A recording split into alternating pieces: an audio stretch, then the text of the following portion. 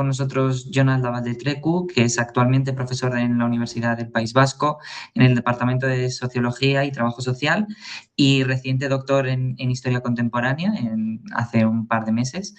La tesis que defendió pues, gira en torno al desarrollo de la periferia industrial en San Sebastián durante el siglo XX. Realizó su estancia predoctoral en la Université París I Panthéon-Sorbonne junto con Charlotte Worms en 2023 y sus líneas de investigación se centran en la historia urbana y social, con especial atención a la evolución de las periferias obreras durante el franquismo, la migración laboral, la segregación urbana y la protesta social en el tardofranquismo. Es autor de capítulos de libro y artículos científicos en su ámbito de especialización y el último es un capítulo del libro sobre el cinturón industrial en San Sebastián en el libro El mundo del trabajo en el País Vasco, publicado por Catarata en 2006. Hoy nos presentará pues, la sesión que tenemos, que es tiempos de industrialización en la periferia obrera, desarrollo económico, segregación urbana y protesta social en el área urbana de San Sebastián, 1940-1986. Así que nada, John, te cedo la palabra y puedes presentar lo que necesites. Bien, voy a poner la pantalla así me decís si se ve. Ahora sí. Ahora sí, ¿lo veis todos? Sí. Sí. Vale, perfecto. Bueno, pues después de este pequeño problema, si me escucháis también bien todos, ¿vale? Empezaré pues, un poco la presentación que está prevista para hoy. Como bien ha dicho Juan, bueno, defendí la tesis hace poco, a principios de año, y entonces mi planteamiento hoy va a ser un poco comentar, pues básicamente cuál ha sido mi tesis, mis intenciones y a las conclusiones que he podido llegar mediante mi investigación, ¿no? Es verdad que ha pasado poco, relativamente poco, pero la verdad que me ha costado otra vez refrescar todo el contenido de la tesis e intentaré resumirlo algo más desarrolladamente que hice en mi defensa de tesis para si después tenéis algún tipo de sugerencia, preguntas o incluso críticas, pues para escucharos con atención, ¿vale? Entonces, en cuanto a la presentación, voy a presentar lo siguiente. En principio, voy a explicar cuál ha sido el punto de partida y el contexto de la investigación. Después me centraré en objetivos e hipótesis, bases teóricas metodológicas generales de la investigación y luego, sobre todo, bueno, mi idea es apoyarme un buen rato, sobre todo, en los resultados destacables que he podido conseguir mediante esta investigación. Entonces, un poco el objeto de investigación ha sido en su base, digamos, repensar una narrativa de la ciudad de San Sebastián para, digamos, resaltar una historia social más compleja, diversa y conflictiva de lo que se ha contado, de lo que se ha narrado hasta ahora en la historiografía general, ¿no? Seguramente muchos de vosotros también tendréis una imagen de la ciudad de San Sebastián de una ciudad marcada por las élites, las clases altas, digamos, una ciudad de privilegios, una ciudad donde, bueno, pues prima el sector servicios, donde siempre ha sido desde la Belle Époque, que luego hablaremos, hasta prácticamente hoy en día, ¿no? Ha sido, bueno, clasificado como una ciudad al principio de balneario, después turística, ¿no? Y entonces yo, siendo de ahí, la verdad que me surgieron algunas dudas, incluso algunas motivaciones para realizar esta investigación, porque la realidad que yo veía prácticamente también en la ciudad, pues no correspondía, digamos, con toda esta historiografía que sí narra la historia de las élites de San Sebastián, pero que es, digamos, una parte de la historiografía, ¿no? Una parte de la historia y de la ciudad. Entonces, pues mi idea era un poco trasladar el foco de la ciudad, de su centro de la ciudad, del centro del ensanche, digamos, a pues las periferias, ¿no? Y poder analizar, digamos, bueno, la transformación de la ciudad, tanto social como urbanística, desde una perspectiva desde las márgenes, ¿no? de la ciudad. Después, es verdad que también cuando hablamos de San Sebastián muchas veces se ha creído o se ha pensado que al no tener industria, fábricas, talleres, etcétera, en el centro de la ciudad, en el ensanche, en los alrededores, pues que la industria no formaba parte de San Sebastián o que la industria estaba, digamos, oculta en San Sebastián o no existía, ¿no? entonces que primaba, digamos, el sector servicios. Bien, pues desde mi punto de vista había una clara malinterpretación de la ciudad y el espacio en este sentido, porque, digamos, siempre se ha analizado, o mayormente se ha analizado la ciudad desde un punto de vista casi teniendo en cuenta los límites municipales de la ciudad y no los límites, pues, geográficos, económicos, incluso sociales, ¿no?, de la propia ciudad. Y entonces se ha estudiado siempre la ciudad separada de su periferia más cercana, que ha sido precisamente donde desde finales del siglo XIX se afincó, digamos, esta industria que no vamos a ver en el centro de Donosti, pero sí en sus alrededores, ¿no? Y entonces, un poco el núcleo de la investigación sería, pues, investigar, digamos, el impacto de este proceso de industrialización llevado a cabo alrededor del siglo XX, ¿no?, en la estructura urbana de la ciudad, en sus habitantes y también, sobre todo, en la conformación de toda esta periferia obrera, ¿no? Una vez dicho esto, bueno, el mapa un poco para que os coloquéis, digamos, en la ciudad también. Lo que se refiere a los límites municipales propios de la ciudad de San Sebastián sería lo que aparece en color naranja suave, digamos, y además yo para mi investigación, además de estos márgenes geográficos, he optado también por añadir otros 2 municipios orientales, que son el municipio de Pasajes, que tiene también el puerto industrial consigo, y después también el pueblo de Rentería, ¿vale? Entonces, digamos que el marco geográfico al que hago alusión en la tesis serían estos 3 municipios, San Sebastián, Pasajes y Rentería, con sus respectivos barrios. Bien, una vez dicho esto, para que os hagáis también una idea de la evolución, ¿no?, durante el siglo XX de todo el tramo urbana de San Sebastián, aquí tenemos, digamos, lo que sería la parte oriental de San Sebastián. Aquí estaría el barrio de Gros, aquí sería el barrio de Guía, aquí el antiguo campo de fútbol de Atocha, y este sería, digamos, ahí en la parte izquierda aparecería el ensanche Cortázar, y vemos que toda la parte oriental hasta llegar aquí, que es ya el inicio del puerto de Pasajes, estaba prácticamente, era tierra rural, existían caseríos, etcétera, pero no estaba para nada urbanizado. En 1940, ¿vale? Esta ortofoto es de 1940, para pasar, digamos, en apenas 30 años, pues, a una evolución considerable en el plano urbanístico de los nuevos barrios y los nuevos polígonos de vivienda que se crearon en esta época, ¿no? Vemos que hay, bueno, pues una gran diferencia. Después veremos que también en cuanto a Pasajes y Rentería, pues esta evolución urbanística también fue incluso proporcionalmente mayor, ¿no? En cuanto a los objetivos que he tenido en mi investigación, el objetivo principal sería analizar la génesis de la transformación urbana y social de San Sebastián y su área de influencia en el siglo XX, desde su consolidación como un destino estival idílico, ¿no?, de las clases altas, hasta el surgimiento de una complejidad urbana, industrial y segregacional también del propio espacio. Y como hipótesis central, ¿no?, digamos que el cinturón industrial y la periferia obrera de San Sebastián fueron, más que su propio espacio elitista o el ensanche o el centro de ciudad, las fuerzas motrices, digamos, que condujeron el desarrollo urbano y la segregación en todo el territorio. Esto voy a ir un poco más rápido porque, digamos, que lo que más creo que interesará al público hoy serán los resultados y la metodología. Y como objetivos secundarios, pues bueno, estudiar el impacto de la producción industrial en la creación y en la reorganización del espacio, analizar las transformaciones sociales y urbanas de San Sebastián durante el desarrollismo franquista, después también analizar el planteamiento urbano franquista, sus bases, ideas y resultados y cómo afectó a Guipúzcoa y San Sebastián. Sobre todo estoy hablando de los ideales en su día, pues, de Pedro Vidagor, de Pedro Muguruza, etcétera, que, bueno, luego comentaremos si lo tuvieron muy en cuenta, digamos, la provincia de Guipúzcoa. Después, examinar la resurgencia del movimiento obrero, sus luchas y sus diversas formas de protesta en las periferias obreras. Realizar también un análisis sociodemográfico de la evolución del cinturón industrial. Y, por último, estudiar de primera mano también cómo afectó la industrialización en las vidas obreras de las familias.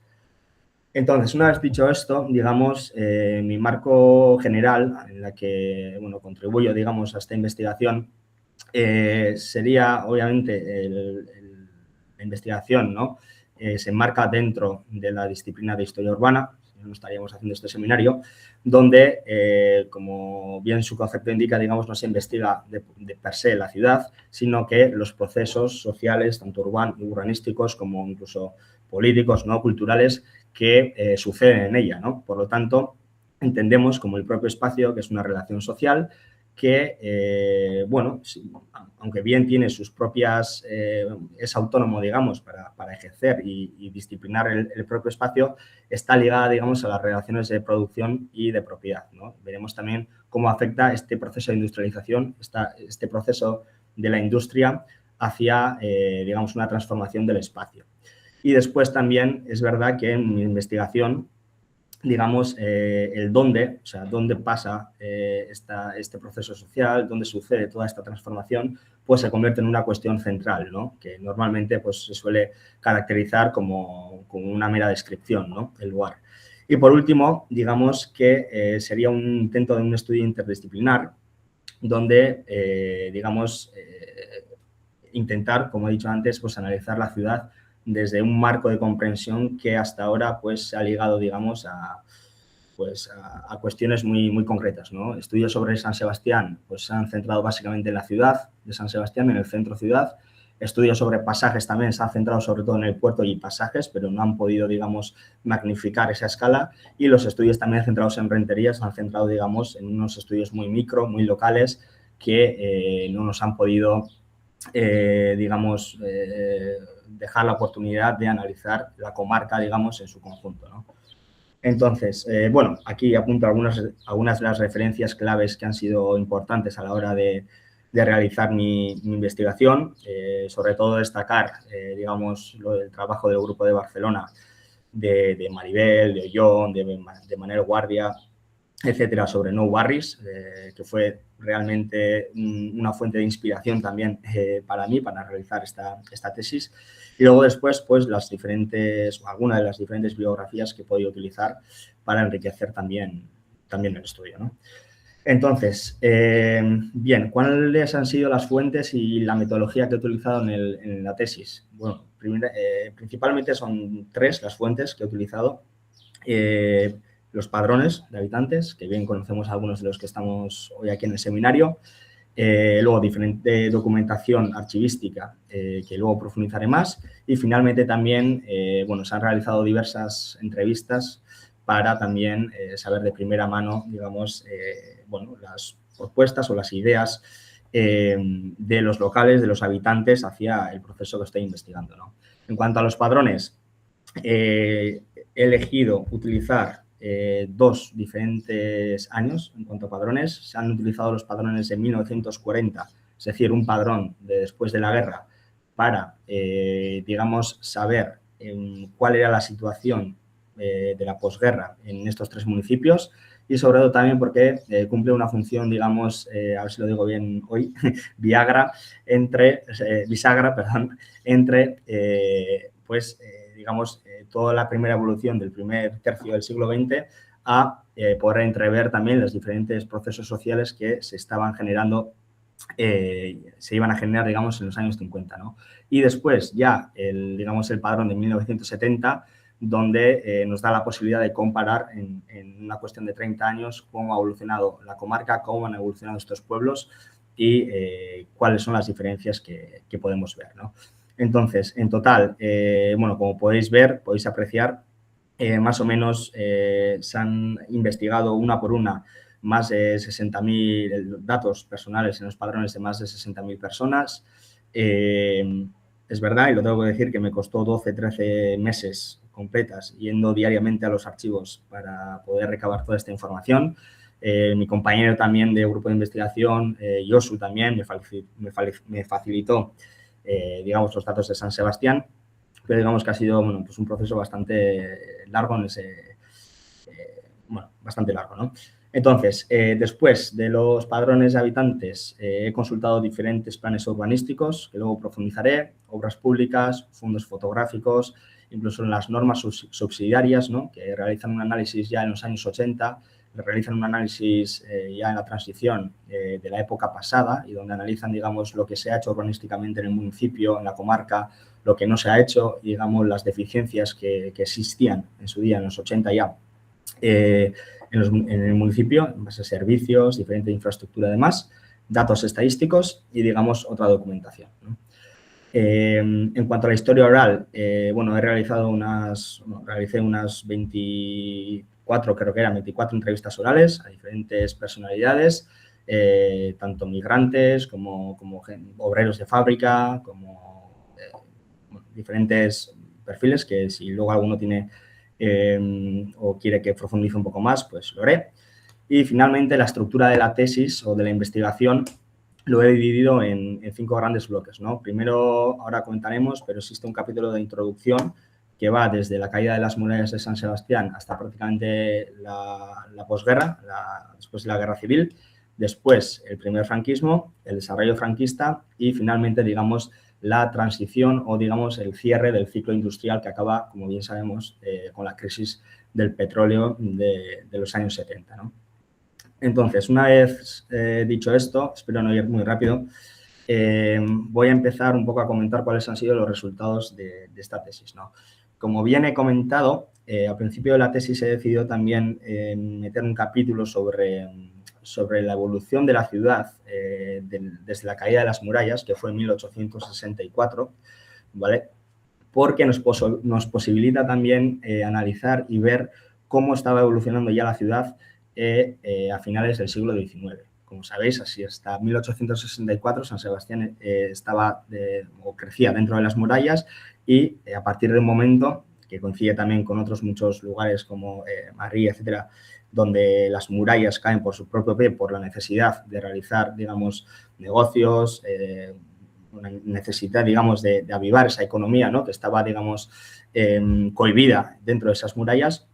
Y a partir de 1864 se abren las murallas y en San Sebastián gana un arquitecto, Cortázar, ¿vale? Gana, digamos, el concurso para realizar el primer ensanche de la ciudad, que es un ensanche meridional, es decir, que se expande hacia el sur y digamos que es un ensanche bastante particular, que no vamos a profundizar en esto, pero podemos decir que en apenas 10-15 años el avance que tiene el ensanche es bueno, inmenso, ¿no?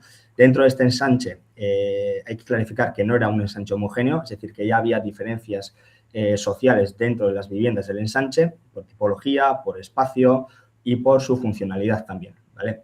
Recordemos también San Sebastián que en esta época digamos, se está intentando ensanchar hacia el sur. Esta es una imagen, ¿vale? del momento en 1900, cuando prácticamente el ensanche Cortázar estaba terminando en su primera fase y vemos que prácticamente todo el sur de la ciudad, lo que hoy en día sería Amara, pues estaba todavía sin edificar y digamos que coincide justamente con el mapa que tenéis también debajo, ¿no? Es decir, esto es, digamos, la foto fija de la ciudad en 1900 en su intento ya de expandirse hacia tanto el sur como ya el este. Como veis, el barrio de Gros también ya está prácticamente creado en base a otro ensanche que se realizó también alrededor de 1900 y después, poco a poco, este momento coincide también con la explosión o con los años de oro, digamos, de la Belle Époque donostiarra, ¿no?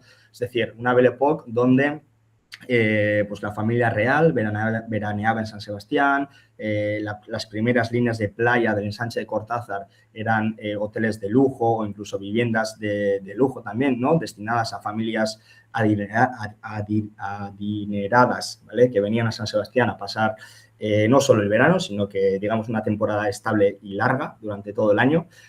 Pero, como bien sabéis, esta Belle Époque tiene su final o empieza a haber una crisis de la Belle Époque a partir de 1920, ¿no?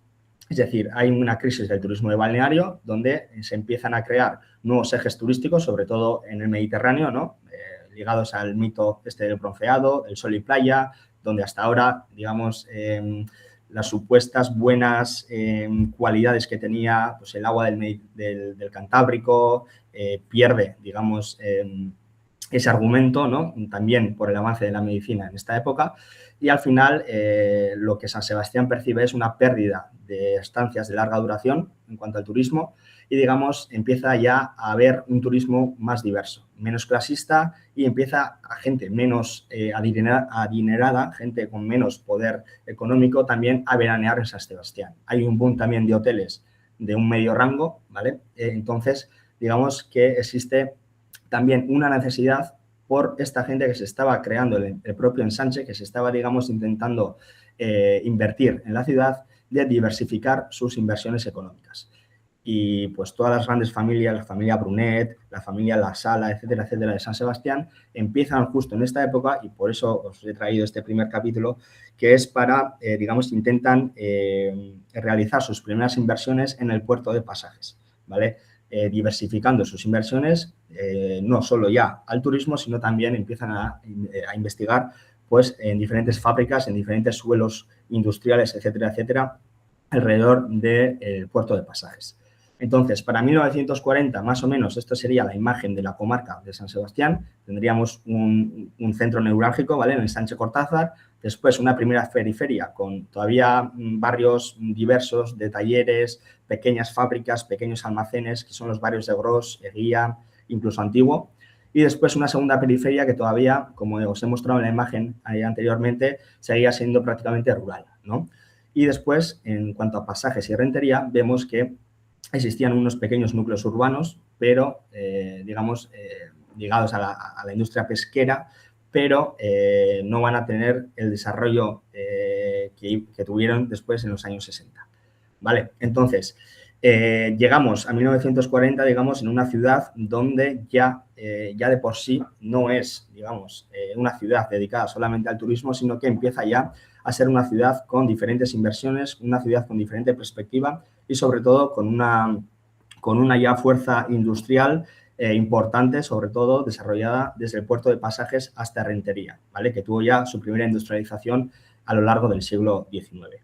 Entonces, bien, entonces, una vez llegado a este punto, en el gobierno franquista, digamos, una vez ya dado el golpe de Estado, en el primer franquismo, dos guipuzcoanos, digamos, Pedro Muguruza y Pedro Vidagor, uno que era, después fue el director general de arquitectura, y Pedro Vidagor, todos conocido como el urbanista principal del régimen, ¿no? Digamos, bueno, empezaron a realizar diferentes debates. Muguruza ya lo promovió esto en el año 38, ¿no?, en un congreso de Burgos, si no me equivoco, si no lo digo mal, y empezaron, digamos, a intentar, bueno, vislumbrar cómo se podía organizar espacialmente, urbanísticamente, España, ¿no? Entonces, había debates entre, digamos, la vertiente falangista, la vertiente liberal, entre, bueno, si los falangistas, por ejemplo, promovían, digamos, una eliminación de los límites de clase para abogar, para crear, digamos, unos barrios más interclasistas, es decir, unos barrios donde no se organizaran barrios obreros, barrios de ricos, barrios de, ¿no? Es decir, digamos que promovían, digamos, unos edificios y unos espacios donde gente de diferente clase conviviera juntos.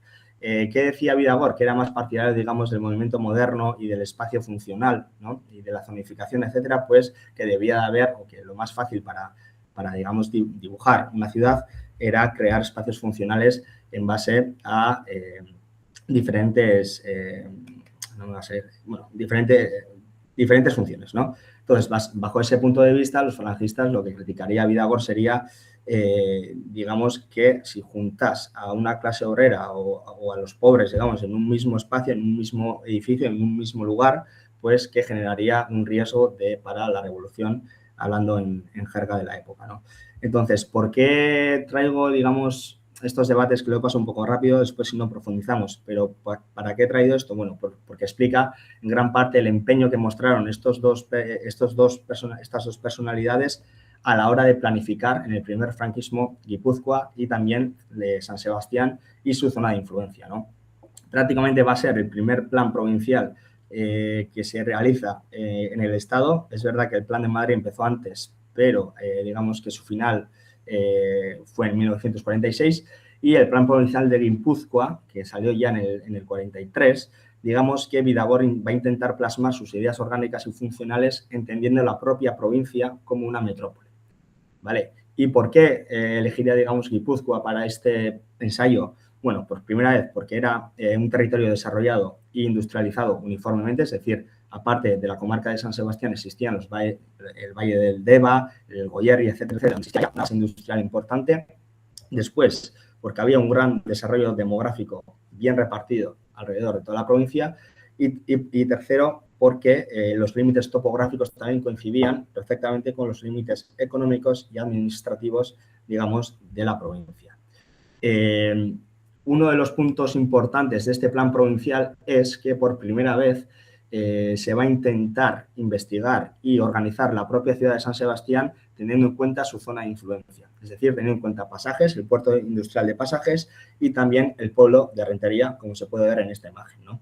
Entonces, esto sería importante porque a partir de aquí se empieza a pensar urbanísticamente también pues, en esa perspectiva, ¿no?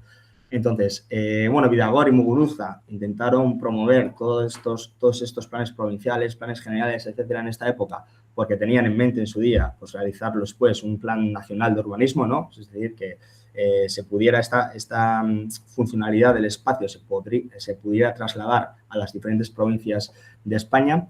Y, bueno, en diferentes documentos, tanto en la revista Arquitectura como en el Fondo Pedro Bidagor, pues se especifica, digamos, las virtudes positivas que tenía Guipúzcoa para realizar este tipo de ensayo, ¿no? de acercamiento.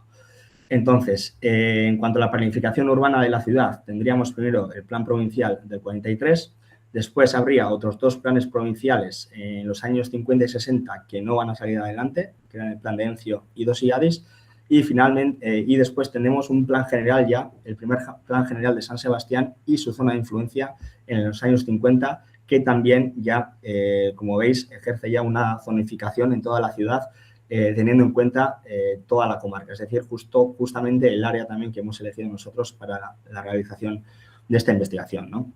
Y finalmente el Plan General de San Sebastián del 62, que va a ser la que estará activa hasta prácticamente el siguiente plan, que va a ser ya en el 76, si no me equivoco. Y digamos que como buena parte de la planificación en esta época franquista, prácticamente el Plan General de San Sebastián tuvo muy poco efecto porque prácticamente para cuando se dieron las órdenes de los planes parciales, etcétera, prácticamente todo el eje oriental industrial estaba ya construido, ¿no? Entonces, bueno, para que os hagáis una idea rápida bueno, del tipo de urbanismo que se promovió en esta época en San Sebastián, en este caso en Rentería, vemos dos imágenes tanto de barrios de Alaberga como de Capuchinos. A ver, avanza. El barrio de Alza también en San Sebastián en 1960, prácticamente sin el asfaltado todavía del barrio. Y después también, digamos, un puerto de Pasajes ya en los 70, donde se ve una clara densificación y, digamos, bueno, se ve, digamos, que diferentes almacenes, diferentes fábricas, etcétera, ya que estaban ya situadas en el propio puerto, ¿no? Entonces, digamos que a raíz de esta industrialización fueron muchas familias las que llegaron desde diferentes provincias españolas a Pasajes, a Rentería y a San Sebastián para trabajar, para, digamos, buscar una vida mejor. Y entonces, digamos que la situación en que se encontraron todas estas familias al llegar a estos pueblos, pues era prácticamente desolador, ¿no? Es decir, prácticamente en Pasajes, por ejemplo, en el barrio de Trincherpe, se crearon todos los edificios se crearon todos los edificios con los bajos industriales, es decir, en el bajo del edificio había talleres, había almacenes, etcétera, había actividad industrial y después encima de estos almacenes, de estas fábricas, se crearon, digamos, las viviendas, ¿vale? Arriba en la ladera y los portales, si os fijáis, hoy en día también a estos edificios hay que entrar desde un lado, porque la fachada, digamos, debajo de la fachada todavía existen pues diferentes talleres o diferentes tiendas, ¿no? Hoy en día.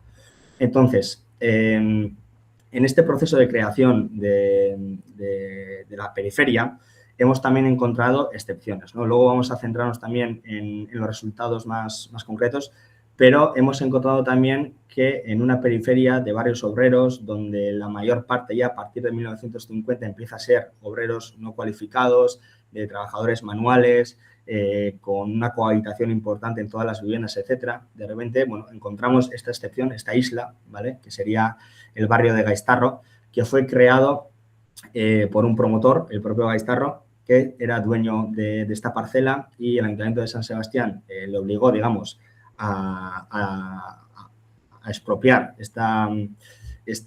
o a ser expropiado, mejor dicho, y digamos que aprovechó para montarse una constructora propia y realizar la obra entera de su propio polígono, ¿no? Sacó muchísimo dinero y digamos que creó un barrio diferencial basado en los ideales del movimiento moderno. Digamos que los edificios, los portales, etcétera, tenían ya otro aire, estaban cubiertas todas las necesidades y servicios para los habitantes. Era un barrio muy pequeño, era un polígono de viviendas muy pequeño, pero con iglesias, supermercado, una fachada, digamos, que poco o nada tenía que ver con las casas y la densificación urbana que había a su alrededor. Y digamos que esto era la creación o el avance urbanístico que tuvo la comarca en apenas 40 años, ¿no? Prácticamente de 1940 a los 80. Es decir, se ve que bueno, la evolución fue, digamos, paulatinamente rápida. Entonces, vemos aquí también, ¿no? Si os fijasteis, voy para atrás un momento. A ver.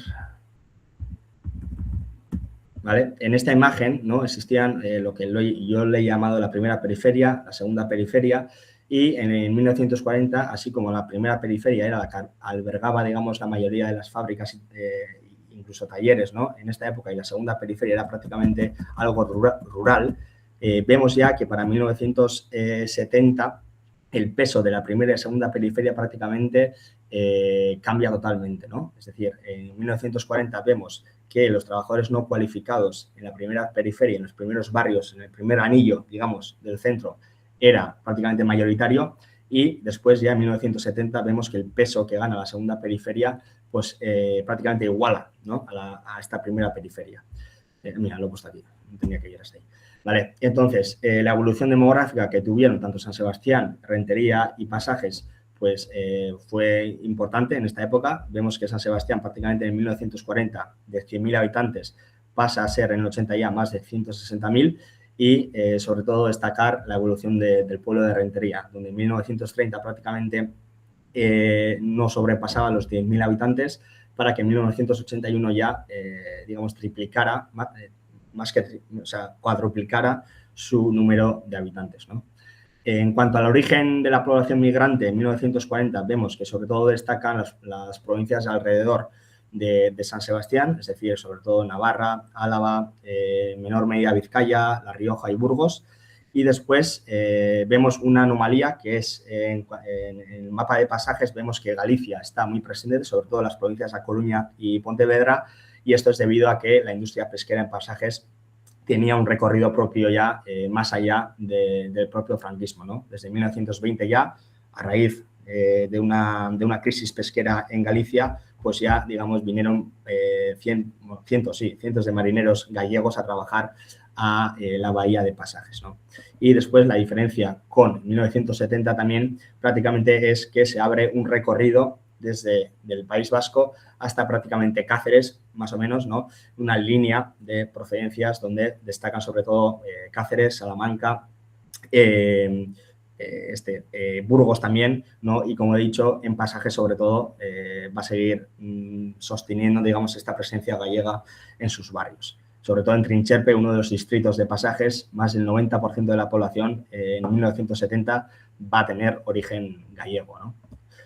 Entonces, otra de las características principales al investigar esta migración va a ser que aquí hemos hablado de provincias, pero habría más bien que hablar sobre municipios concretos. ¿Por qué? Porque nos hemos dado cuenta que la mayoría de los migrantes proceden de un mismo municipio, o como mucho hemos sacado 5 o 6 municipios diferentes donde digamos, bueno, de procedencia de estos gallegos o de estos extremeños, ¿no? Por lo tanto, en vez de hablar de provincias, habría que hablar más bien de pueblos concretos de Galicia, en este caso, de Marín, de Corme, de Corruedo, etcétera, o en caso de Extremadura, pues de Miajadas, Monroy, incluso Ciudad Rodrigo, ¿vale?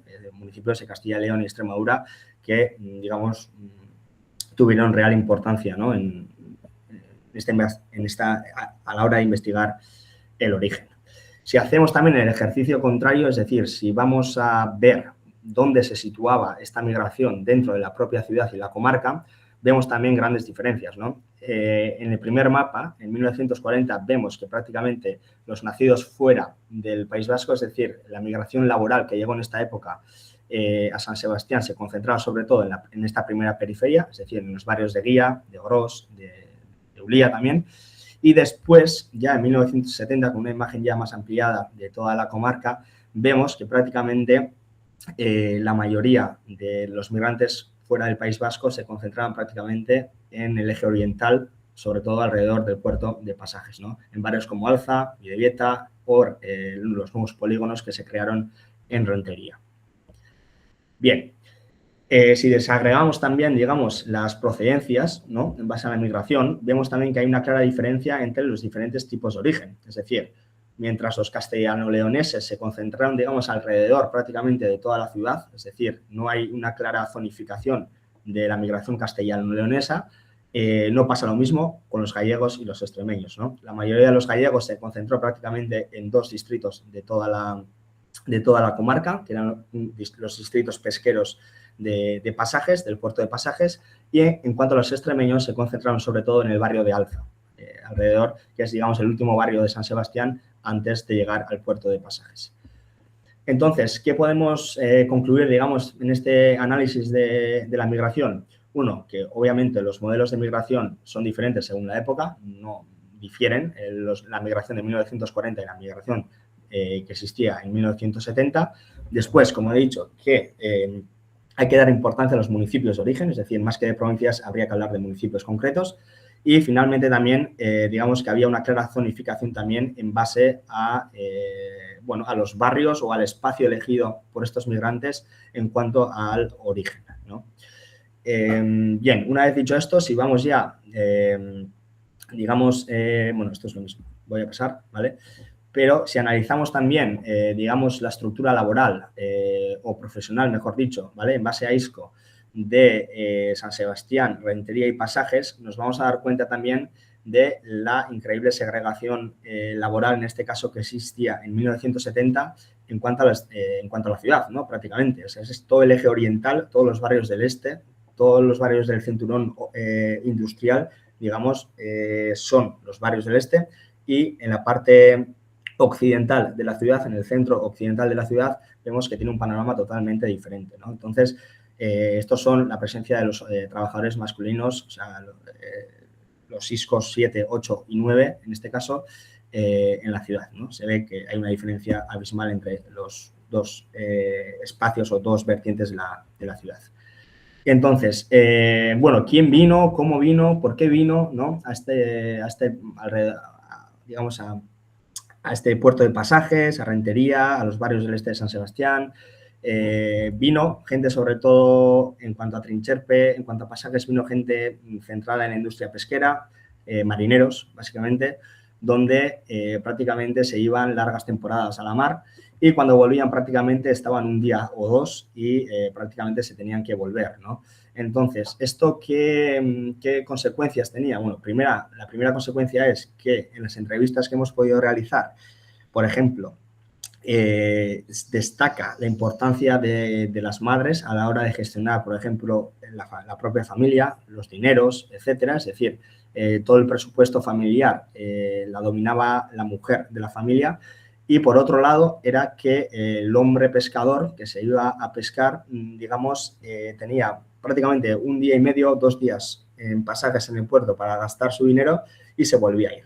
Entonces, esto, pues, digamos, trajo diferentes consecuencias. Una es que había a Trincherpe se le acabó llamando la ciudad del dólar en los 60. ¿Por qué? Porque la gente, pues patrones de pesca, etcétera, o gente que tenía buenos puestos en la mar, hicieron mucho dinero. Entonces, ese dinero había que gastarlo, pero no había tiempo para gastarlo.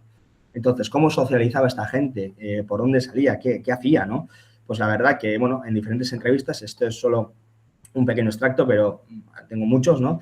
Donde la gente acudía a los bares, incluso hubo, digamos, un boom de la prostitución en esta época, en estos barrios, donde prácticamente incluso nos hablan de que los banqueros, el director del propio banco, en vez de hacer negocios en el propio banco, esperando clientes, era el propio director el que se iba a los bares de Trincherpe, en este caso al puerto, para intentar, pues, realizar algún tipo de negocio, ¿no? Con en este caso, los marineros. Entonces, bueno, más o menos llegados hasta aquí, vemos que tanto en la presencia de población hacia fuera del País Vasco, si investigamos también, digamos, los números de ISCO, es decir, la segregación laboral, e incluso si investigamos las elecciones, los resultados de las elecciones municipales de 1979, digamos que prácticamente nos aparece la misma ciudad con diferentes registros, ¿no? O sea, digamos, vemos una ciudad prácticamente dividida en dos vertientes diferentes. Una ciudad prácticamente con una alta cuota de migrantes, una ciudad prácticamente con los trabajos menos cualificados y también una ciudad que vota a izquierda, eso por un lado, y por otro lado, digamos, una ciudad donde predomina el sector servicios y la administración, una ciudad donde predominan las derechas políticamente y además una ciudad también que tiene las cuotas de migración más bajas, digamos, de toda la comarca, ¿no? Por lo tanto, bueno, investigando diferentes variables nos damos cuenta de que prácticamente nos está hablando del mismo fenómeno una y otra vez.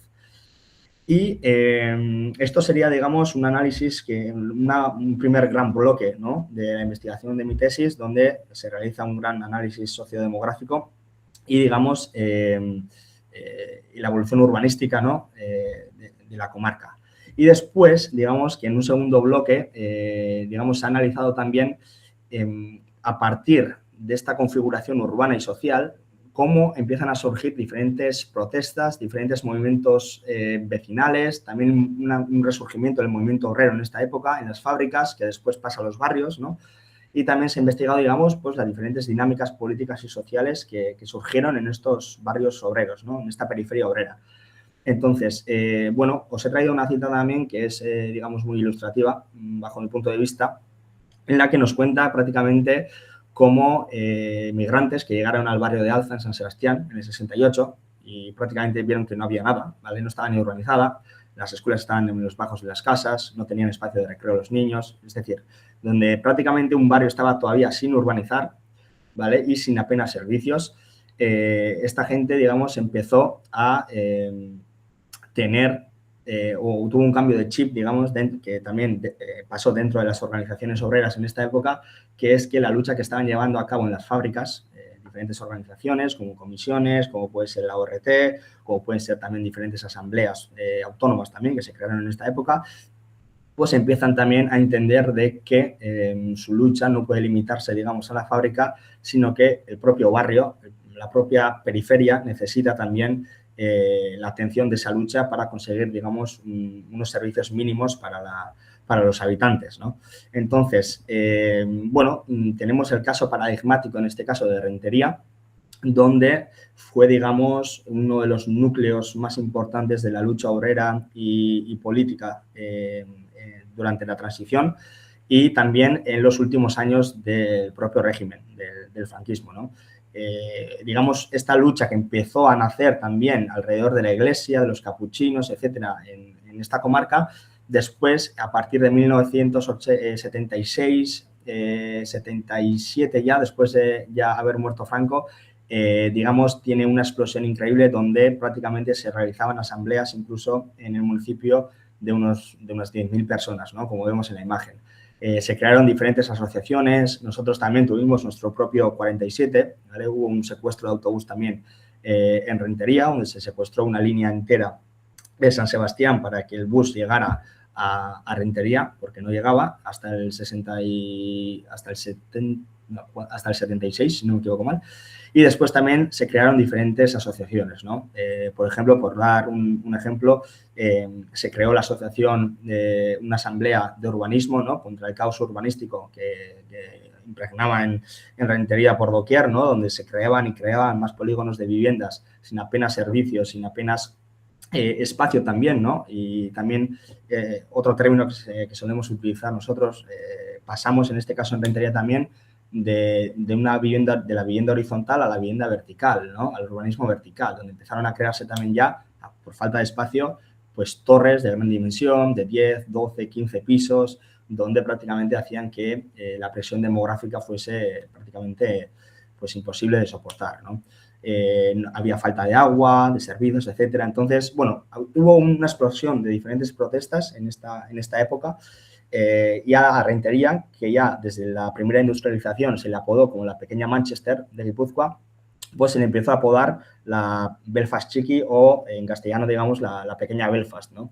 Entonces, bueno, también esta definición que sale en el cambio 16 también nos da alguna idea de por dónde iban precisamente los tiros en esta época.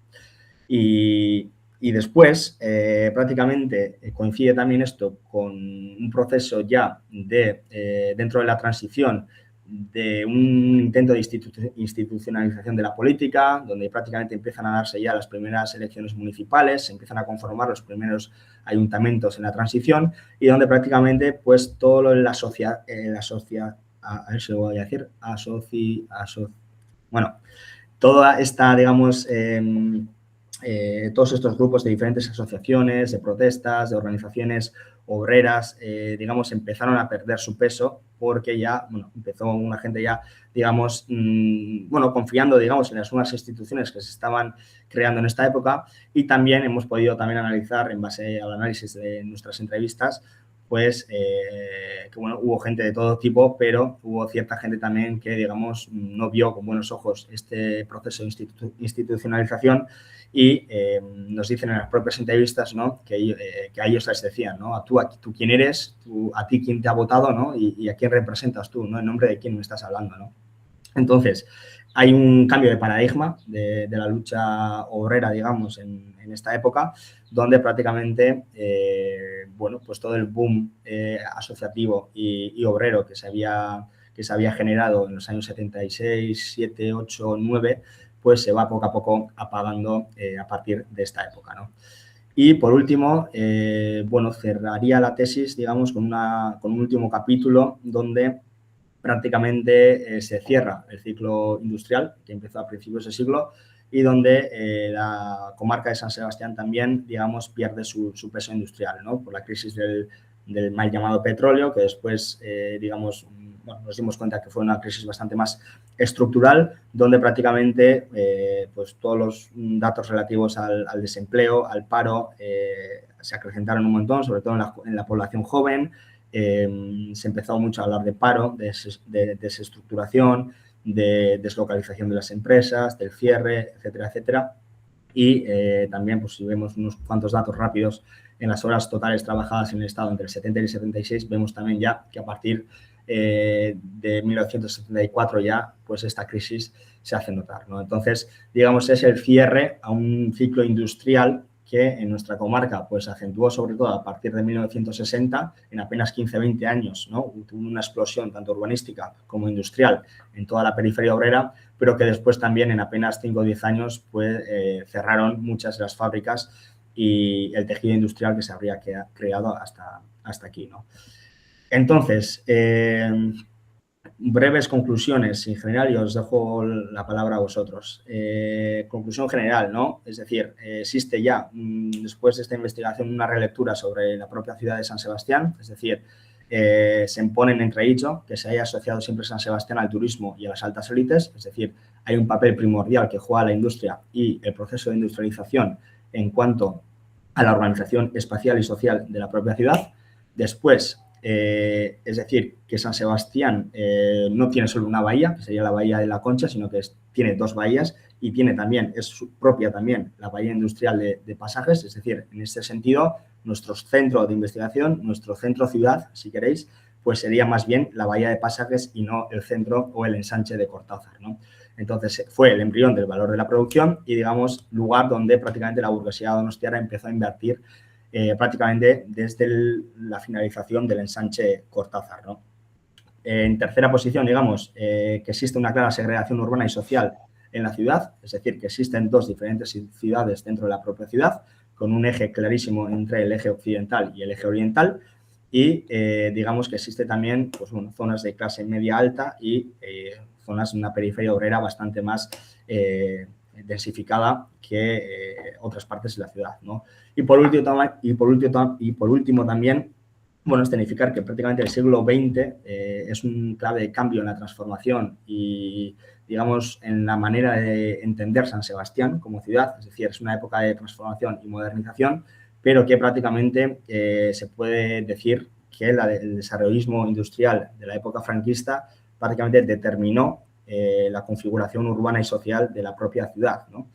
Entonces, bueno, como he comentado, ¿no? Hemos visto un desarrollo demográfico importante, ¿vale? El efecto llamada de la industria, un urbanismo que fue sinónimo de caos y segregación en esta época, porque tanto los planes provinciales como los planes generales, como después los planes parciales salidos de estos planes generales, fueron prácticamente papel mojado, ¿no? Prácticamente cuando empezaron a legislar o intentar legislar todo el caos urbanístico, ya prácticamente la realidad era que los barrios, los polígonos y las viviendas estaban prácticamente realizadas, creadas, ¿no? En gran parte por, digamos, el sector privado, que se adelantó prácticamente a la legislación, ¿no? En esta época. Y después también que, bueno, hemos también detectado una doble dimensión de segregación social. Por una parte, digamos, hay un eje claro entre centro y periferia, pero por otra parte también dentro de la propia periferia hemos encontrado también diferencias claras, ¿no? En cuanto también a la estructura socioprofesional, a la migración, etcétera, etcétera, ¿no? Uno de los ejemplos era Gaistarro, el que os he mostrado, pero bueno, no me voy a alargar, pero habría también otros muchos ejemplos como Pasaje Sancho o el centro histórico del pueblo de Rentería, ¿no? Y entonces, ya para terminar, ahora ya sí, bueno, decir también que esta tesis no es más que el punto de partida, es decir, que el espacio investigado de la tesis ha sido, digamos, el núcleo industrial del País Vasco más importante después del Gran Bilbao, es decir, todo el enclave de San Sebastián junto con Rentería y Pasajes, digamos, es la fuerza industrial más importante del País Vasco después del Gran Bilbao, pero digamos que la foto también estaría un poco sin completar porque necesitaríamos también añadir pues, los ejes industriales de los ríos Urumea y Oria, ¿no? Digamos el eje meridional de la propia comarca. Y bueno, y después también, trayendo también algunas de las críticas que recibí en mi defensa de tesis, como más de algunos sabrán en esta conferencia, digamos que, bueno, ha sido una investigación ambiciosa, pero digamos que el segundo bloque, lo que refiere a los apartados de la transición y la crisis, necesitaría también, bueno, alguna profundización más, bueno, analizarlo, digamos, con más calma y con más pausa, digamos, pues todos los procesos sociales y urbanísticos que prácticamente aparecen en esta época, ¿no? La verdad que la transición es una época muy difícil de investigar, donde yo me he encontrado en los archivos una gran cantidad de documentación de repente que no existía en el franquismo, pues digamos en los documentos de la transición te abruma, ¿no? Y es difícil pues segregar y tener tiempo también para investigar en profundidad, ¿no? Por lo tanto, bueno, esos serían prácticamente los retos de cara al futuro. Y poco más, la verdad. Igual he ido muy rápido, igual he mezclado también algunas cosas, pero bueno, me decís un poco lo que os ha parecido.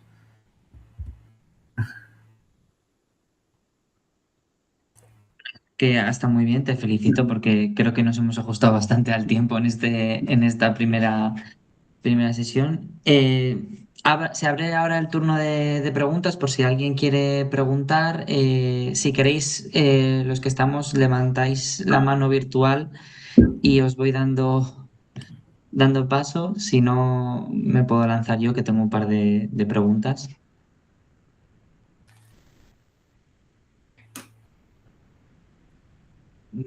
¿Nadie? Bueno, si no, yo sí que, bueno, te felicito porque, bueno, no pude estar en la defensa de tesis, pero ya veo que es un proyecto que, bueno, que ya nos habías ido contando, pero vamos, muy, muy interesante. Tenía una observación sobre, bueno, más una duda, sobre toda esta población migrante que llega bueno, a Donostia, a Rentería y a Pasajes, ¿cómo se relaciona con el euskera? O sea, ¿tienen su propio o generan cierta comunidad propia? Véase, a los gallegos se juntan con gallegos, que sí, pero ¿se mantienen las tradiciones gallegas o los extremeños mantienen cierta, bueno, pues eso, si se reúnen o celebran su cultura en País Vasco? Y luego también si eso nos da una visión o cierta visión de gueto por parte de la población de Pasajes y Rentería sobre, bueno, pues los otros, los españoles o así. Y luego también cómo han dialogado las fuentes que has encontrado en el archivo y las fuentes orales, si te has encontrado mucha tensión entre ambas o más o menos te han cuadrado bien lo que decían las entrevistas con lo que te encontrabas en el archivo. Y bueno, eso para empezar. Vale, bien, te contesto. A ver, en cuanto a la primera pregunta, ¿vale?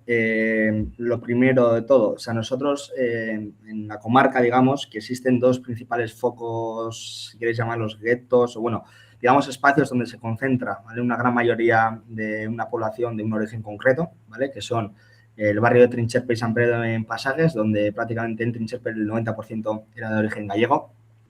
Esta gente obviamente ha mantenido su cultura, ha mantenido su esencia, si quieres llamarlo así, pero incluso hoy en día se siguen haciendo misas en gallego en estos barrios. Hay placas a Castelao, hay placas, digamos, bueno, plazas de nombres de grandes autores también gallegos, etcétera, etcétera. Es decir, es una gente que se ha movilizado, pero también existe, es verdad que bueno, la relación entre el gallego y el vasco, digamos, en esta comarca ha sido más o menos positiva porque la inmigración gallega es de años ya, de los años 20 prácticamente. Empieza a llegar a Pasajes en los años 20. Entonces, al principio, los gallegos llegaron como mano de obra para sustituir como esquiroles también, porque había huelgas en el puerto de Pasajes, de gente de Pasajes, y para sustituir a esta gente que estaba realizando huelga trajeron a gallegos.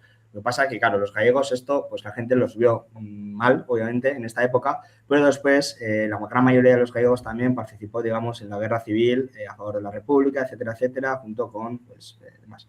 Entonces, a partir de esa época, digamos también que tiene también, obviamente, una raíz de nacionalista, ¿no? De un nacionalismo gallego también, que se encontró con un nacionalismo vasco, etcétera, etcétera. Y por esa vía, digamos, que yo, por ejemplo, en las entrevistas orales, etcétera, he encontrado una relación sana, digamos, entre las dos comunidades. Pero obviamente es que prácticamente en Trincherpe se oía más gallego que euskera y castellano. Es decir, es que se hablaba en gallego, prácticamente. Entonces, era un barrio gallego. De hecho, se le llamaba, al igual que se le llamó la ciudad del dólar, se le llamó también la quinta provincia gallega, a Trincherpe, ¿no? Y después es verdad que ha sido más conflictivo el caso de los extremeños. Es decir, los extremeños llegaron al barrio de Alza, a San Sebastián, y ahí había ya un par de teorías, ¿no? Había teorías, sobre todo del nacionalismo vasco, que decía que esta gente pues iba a sustituir, digamos, o iba a afectar el avance de la lengua del euskera, de que nos iba, digamos, bueno, a devorar nuestra cultura, etcétera, etcétera. Y otra donde prácticamente pues la relación también ha sido bastante más sana, ¿no? Yo estoy más a favor de la segunda porque entiendo también que en las entrevistas tampoco he notado, digamos, digamos, grandes problemas entre las dos comunidades. Es decir, se han creado casas extremeñas, casas gallegas, etcétera, en todos los barrios, etcétera, etcétera. O sea, por esa parte, en principio, no ha habido grandes tensiones, bajo mi punto de vista y de lo que he podido ver en las entrevistas. Y después, la verdad, que en cuanto a las fuentes orales y archivísticas, la verdad que tuve la suerte, y esto se lo doy un poco al grupo, que es que nada más empezar con la beca, me pusieron a a leer padrón y a extraer padrón. Y entonces, si te fijas un poco en los datos que estás extrayendo en el padrón, ya te vas haciendo una idea, digamos, de la población que tienes, de las características que tiene cada comunidad, las familias, etcétera, etcétera. Y, por lo tanto, luego, obviamente, cuando vas a realizar entrevistas orales, ¿no? Más o menos está bien en tu cabeza tener más o menos lo que te vas a encontrar. Ya sabes a qué comunidad pertenecen, qué características tienen, etcétera, etcétera. Y la verdad que me ha facilitado en mi caso haber estudiado el padrón antes para después ir a las entrevistas más preparado para sacar mejor la información o para saber también por dónde tirar en ciertas circunstancias a lo largo de la entrevista.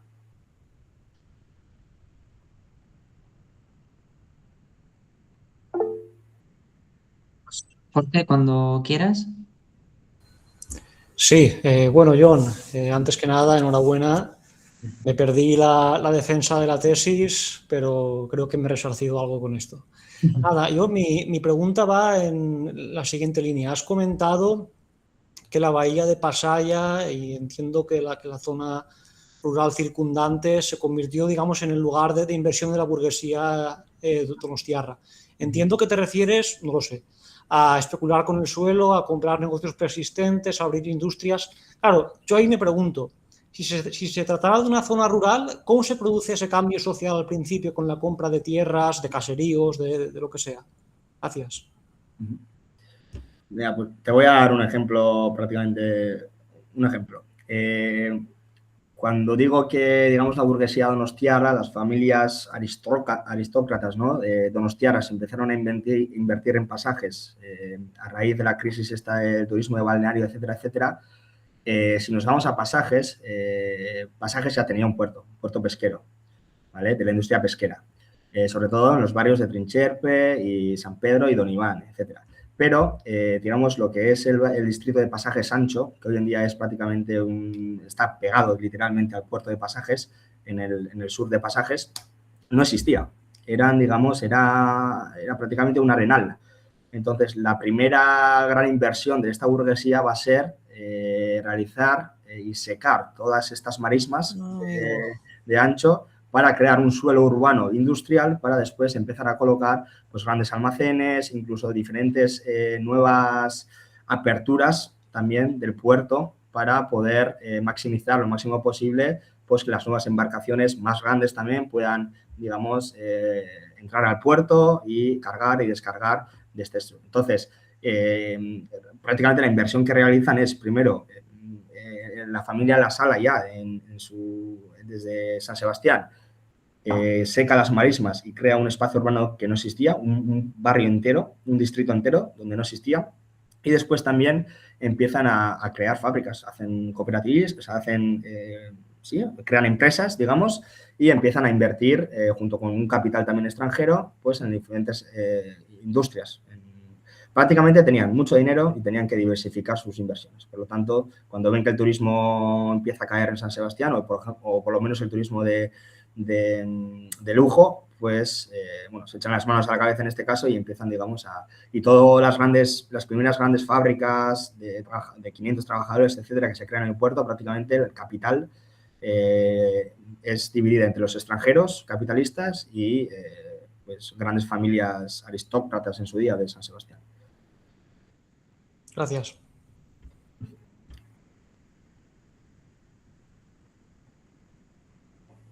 ¿Tiene alguna otra pregunta?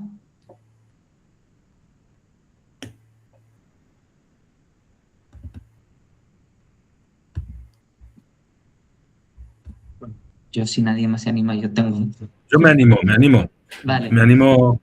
Una cuestión metodológica que me interesa. Vamos, es que a John ya le he preguntado muchas cosas, pero aprovecho. Es con la cuestión de las fuentes orales. Me gustaría saber, al final, cómo habéis hecho la selección, ¿no? Al final manejas miles y miles de habitantes, ¿no? Y al final, 25 entrevistas es muy meritorio y está muy bien hecho, pero yo creo que es algo que tendremos que afinar, ¿no? Y alguna cosa nos estamos planteando después de haberte leído a ti, haber leído lo que he hecho, bueno, que habéis hecho, lo que han hecho en Barcelona los colegas de allí. Y entonces, bueno, ¿cómo ponderar esto, ¿no? Para Pues yo, por ejemplo, estoy trabajando con asociaciones de vecinos, pero esto implica un sesgo siempre, ¿no? De un tipo de habitante que tiene una relación muy específica con el barrio, todo este tipo de cosas. Entonces, si nos puedes compartir un poco tus experiencias al respecto, Sí. sería muy útil.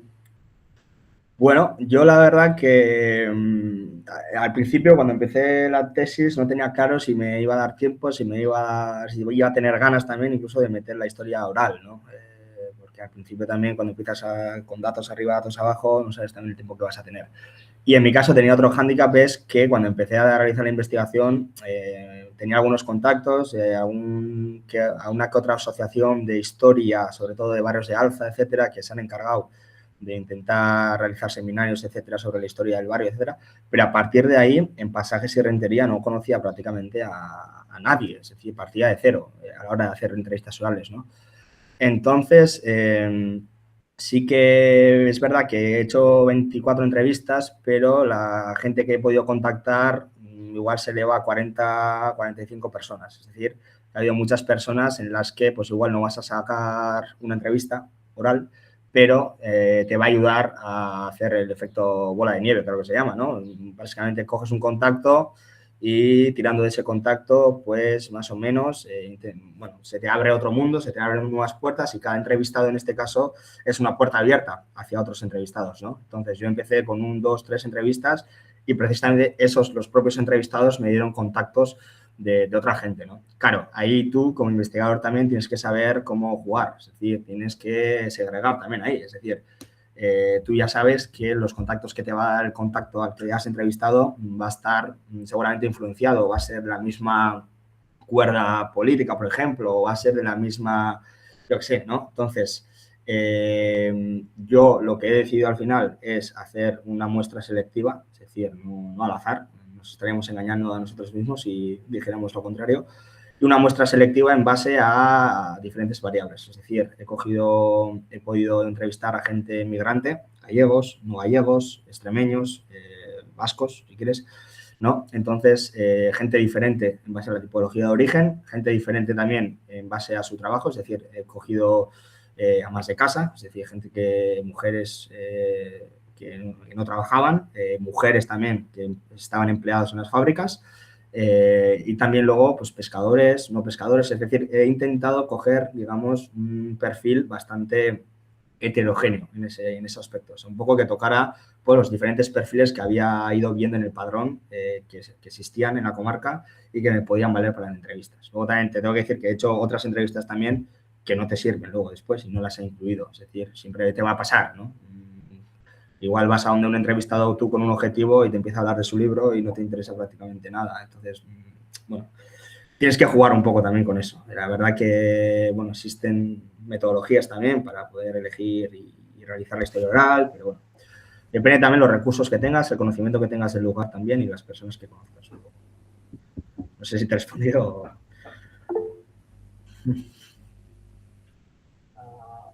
Buenas tardes, Carlos. Sí. Bueno, no sé si me toca a mí. Sí. A ver, solamente una cuestión para John, al hilo de la pregunta que, bueno, soy Pedro, no, hoy pone Milacena, que es mi mujer. Al hilo de la pregunta que ha comentado Rubén, John, tienes cerca, bueno, no sé si todas las universidades tenéis lo que nosotros llamamos las aulas de la experiencia. Estas las tenemos tanto en Vitoria como en San Sebastián como en Bilbao. Desde hace años, José Pérez, ha dedicado a hacer José Pérez, que no es un miembro de nuestro grupo, pero sí profesor del departamento, ha hecho un trabajo extraordinario al respecto, de una manera además muy sistemática en todo su trabajo, que no solamente ha recogido sus experiencias de esta primera generación, bueno, segunda generación de personas migrantes de los años 50 y 60, sino incluso posteriores. Incluso material fotográfico. Yo creo que en San Sebastián, además tú que eres de la universidad, ahí podías tener un buen vivero si quisieras ir por ahí. Sobre todo, probablemente años 60 y 70. Incluso podía contestar la pregunta que te han hecho al principio sobre las comunidades, ¿no?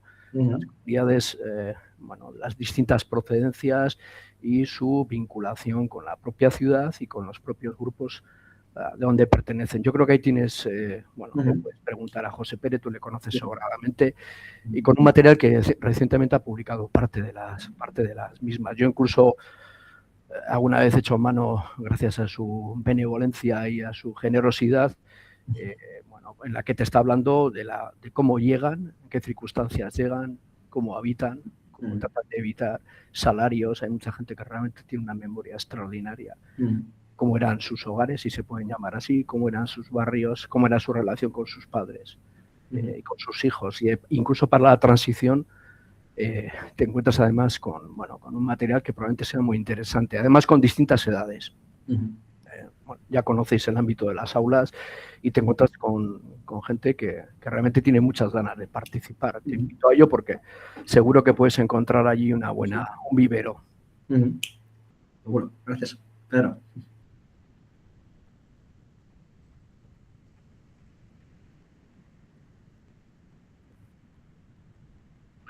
¿Alguien más tiene alguna otra cuestión, duda?